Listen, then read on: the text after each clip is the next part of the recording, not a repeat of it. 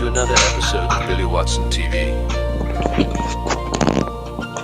Today, I have the honor of chatting with a fantastic musician who was in Lone Star, Uriah Heep, and Gary Moore's band, as well as releasing many albums under his own name. The most recent one being Vaudeville.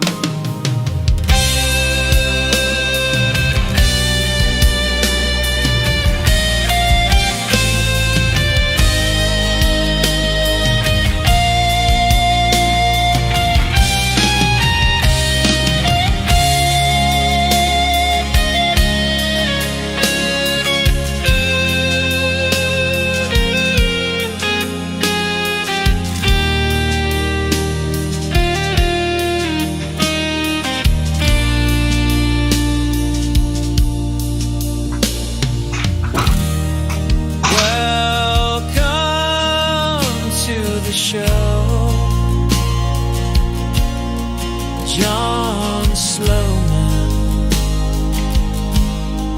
It is great to have you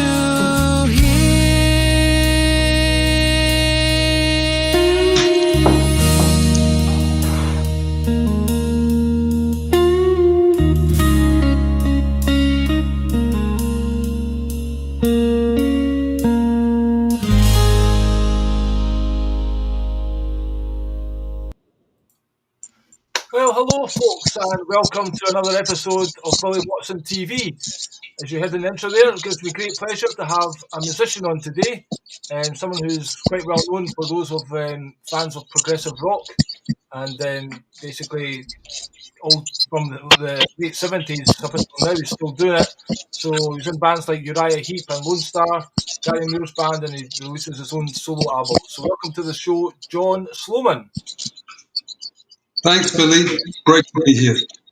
Good man. Thanks for coming on the show. There's a little bit of a noise coming from somewhere. Is there? That won't be the first time there's been a little bit of noise coming from my place. Right, that's true. I was watching some videos of you, and or maybe reading some interviews as well. And there was one time you're talking about you destroyed a couch or something like that to make an album.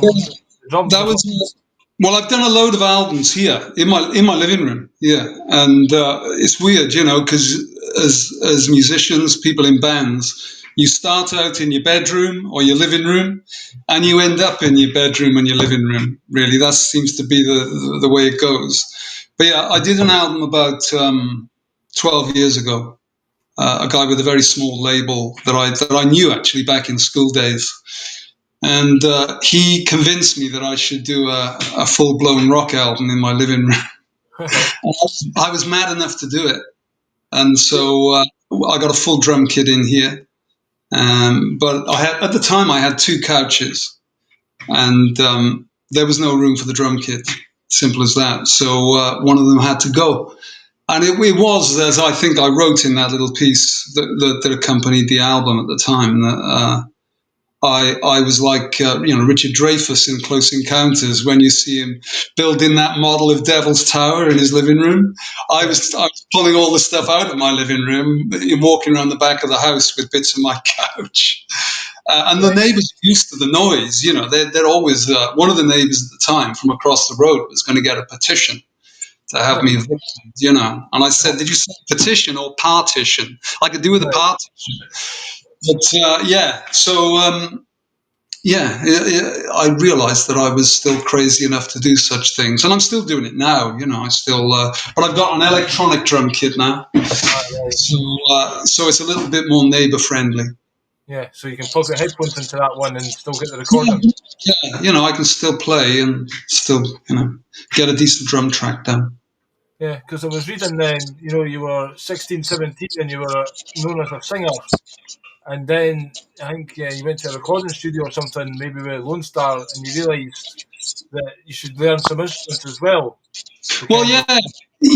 Well, it's a weird thing that, and I've spoken to musicians about this, close friends of mine, especially one in particular, who always would give me the heads up about things really were, how things really were, and that is that musicians generally don't have much respect for the singer. Right. In most bands, the singer might be the guy who fronts it, and I know this about some really very very famous singers. Hated the way they were treated in the band. Right. Now I wasn't treated that badly, to be honest with you, but I do know for a fact that they don't respect you like they respect the fellow musicians in the band. So the guys who could actually play. Yeah. So it doesn't matter if you're out there, in your sister's blouse in the '70s, selling it, Yeah, selling it. exactly. It's an important role, lots of, They don't give a damn about that, because you can't play. yeah. So I picked up some basic stuff, when I was growing up, and the drummer would put his sticks down and go to the toilet, and I'd jump on his kit. And the guitar player the same, the bass player, the keyboard player. I owe or most of my musical instrumentation ability to some of the weakest bladders in rock, or some of the biggest coke habits. I'm not Right. quite sure. Maybe it's a bit of both. Right. There was a story of you recording, you kind of get drafted from Uriah Heep into UFO when they were recording an album, and their Yeah, drummer had just left, yeah, that's true. and you were That's expecting him to true. turn up, but you were playing his drum kit. Again, I'm trying to think. The UFO thing came out of we were in. I was in Uriah Heep, and we were in the same rehearsal place. It's a place called Nomis in West London, down by Olympia. And so a friend of mine, Paul Chapman, who was the guitar player in Lone Star, I knew Paul from Cardiff, from years before. He was now the guitar player in UFO. He'd been the guitar player in UFO prior to Lone Star. But anyway, he was back in UFO. And I just noticed during Uriah Heep's rehearsal, Paul would keep showing up in the rehearsal room with Phil Mogg, the singer of UFO. And they'd just be stood there. Paul would be rolling something illegal at the time and would just stand next to me because I had a little piano in the room as well. And he would just stand there, and I'd see him kind of nudging Phil Mogg now and then, as if to say, "What do you think?" Right. And I thought no more of it. And then probably about 2 or 3 weeks later, my then girlfriend, who knew the manager of UFO, he called her up and just said, "Hey, would John come and help us out?" And it was something to do with their keyboard player, stroke guitar player, was marooned in Los Angeles. He couldn't get back to London for some rehearsal or something. Could I go along and help him out? So I went down there, and it took me about 5 seconds to realize I was being auditioned by stealth, Yeah. But I had to go along with it. And after about, I don't know, half an hour of this stealthy stuff, Phil Mogg left the room, and Paul turned to me and said, "There's more to this than meets the eye," and gave me this wink. And he was like, "Oh my God," as if I didn't realize. But yeah, they asked me to join the band, but I was in Heap. And by the way, I loved UFO. They're a great band, and I loved Fawcett, one of the mid '70s albums. But they asked me to join the band, and I said, "Well, I can't really, because I'm not that I can't, but I'm the singer in Uriah Heep. Simple as that for the moment." You have to And do it. I just didn't want to. It caused a lot of issues as well with some of the people in the Uriah Heep camp who didn't want me in the band in the first place. So now I've got the temerity not only to join Uriah Heep, but now to do some extra curricular stuff, with another band. Yeah. So in the end, UFO said, "Well, look, okay, don't join the band, then just do the album." And so I did. I said, "Okay, I'll as in play piano." That's all they wanted. Yeah. So that was the album that became The Wild, Willing, and the Innocent. And one day Paul had this chugging guitar. I think it was in A rather, just a chug, a hard rock chug. And Phil Mogg said, "Can you come up with some chords over this?" He liked the guy that played with Springsteen, and at the time it was a genius called David Sanchez, and he wanted some kind of arpeggio kind of thing, and I came up with something really quick, and Phil straight away gave it the thumbs up, and that became the intro chords to their single, a hit single called "Lonely Hearts." Yeah. And It's when you're walking with your girlfriend and it appears on top of the pops. right, yeah, and I didn't think anything more of it for months, and then one day I was sat there with my girlfriend, and on came UFO at the beginning of Top of the Pops, and there was my piano playing. But the weird thing was, it was my girlfriend at the time contacted their manager, Will Wright. Oh dear. I don't know if he pushed a button there, but hopefully he'll come back on. We've got a couple of people joining in. Oh, Anonymous has left. So sometimes happens these days. We move forward there, so I don't know if he touched the stream or something, but yeah, hopefully John will appear just shortly. He's got a new album out. This one here is called Vaudeville. I've been playing it. It's actually quite current. It goes into quite a lot of current issues, and I'm really, really impressed with it. The more you play it, the kind of better it gets. It's definitely a grower. So I would recommend that one, and hopefully John will come back on and we'll be able to chat about that. I'll just have a look and see if he's on Facebook sending me a message. I'll just tell him to log back in. Oh, aye, good old technology. Let's see.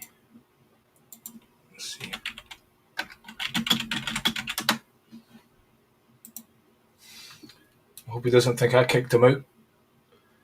Sometimes, though, people can have, the power can go off and stuff like that, or the Wi-Fi goes down. So these things can be an issue too. It's all part of the fun, I guess. I probably should have loaded some of his stuff up to play, but I just thought we were going to get into a good conversation. But aye, Vaudeville. He's got some good tracks on that. Back in the day, The Ice Cream Man. There's one called Billy No Mates, which I thought was about me for a while, because I've got no mates these days, apart from your Emma behind the screen there. But yeah, it's about Bill Gates, so it will give you a type of idea of what these songs in the album are about. But aye, I don't know what's happened to him. He's not seen my message on Facebook. So, let's see if I can bring up, maybe play some of his stuff. I've got this track here, the opening track to the album, Vaudeville. And I will, let me see. Oh no. Alright, I used to be able to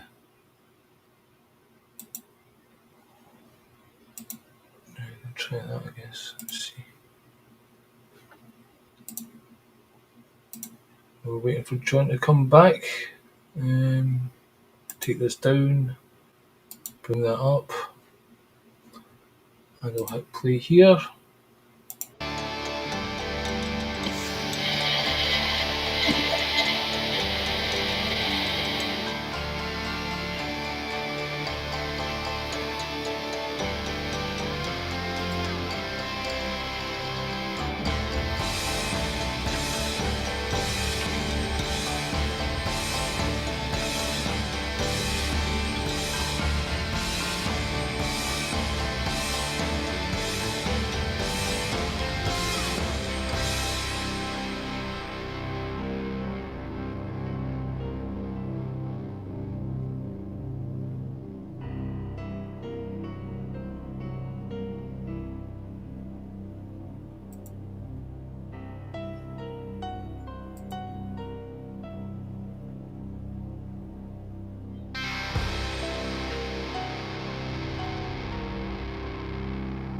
About a mile up the road from rock and roll.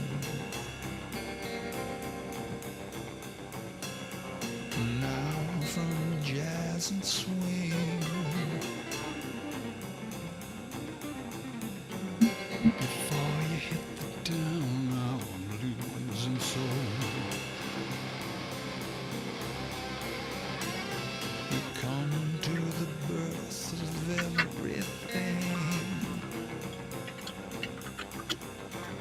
Just say the magic word and you're halfway there.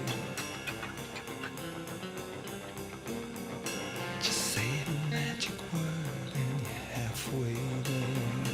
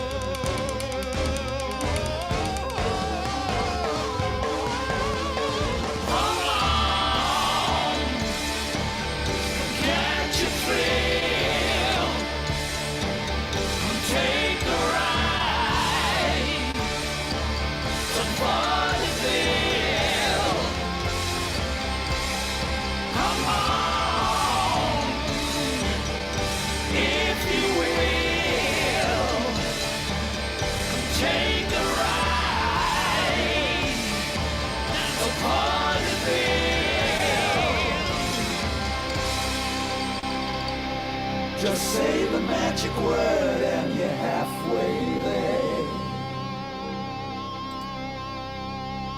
Just say the magic word and you're halfway there. Just say it. Say it. Say it. Say it. Say it. Say it. Just say it.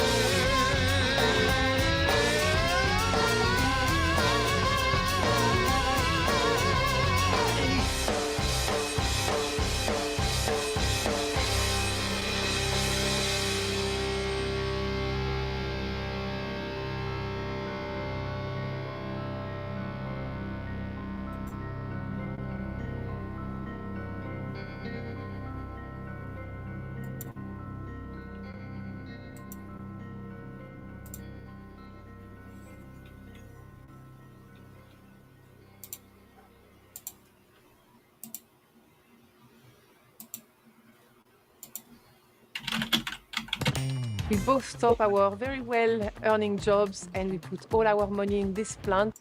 Radio Vaudeville. Good morning, good morning, good morning. This whole town has gone insane and the future's looking grim. But hey, does anyone remember nostalgia? Building castles on a summer day, like dandelions, wind can blow away. The biggest question till we're leaving school is wacky races or Scooby-Doo. Back in the day, the world was such a happy place. Back in the day, there was a childlike smile on every face. Days were so long, sun up with sun. Things were so right, and nothing went wrong. We made our way. Back in the day.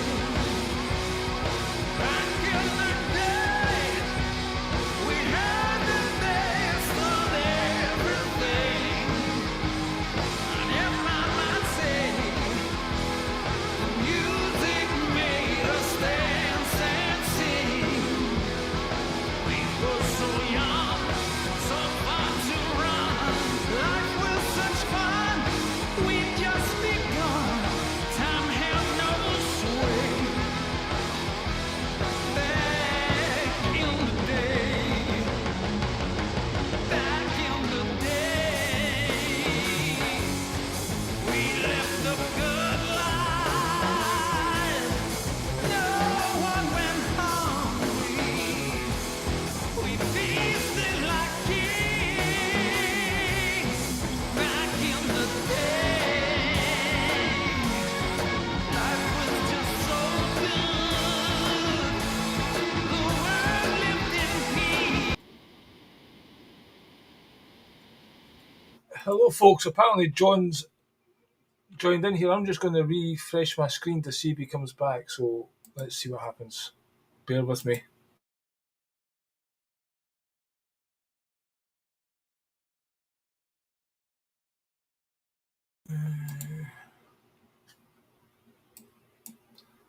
No, he doesn't appear to be here. So I'm going to have to abandon ship, really. I'm going to give John another link to do it via StreamYard, and I'll be live streaming to my YouTube channel, Billy Watson TV. So that seems to be the plan right now, because this system has not worked. Or hold on, I'll try and come back here. I'll try another recording here.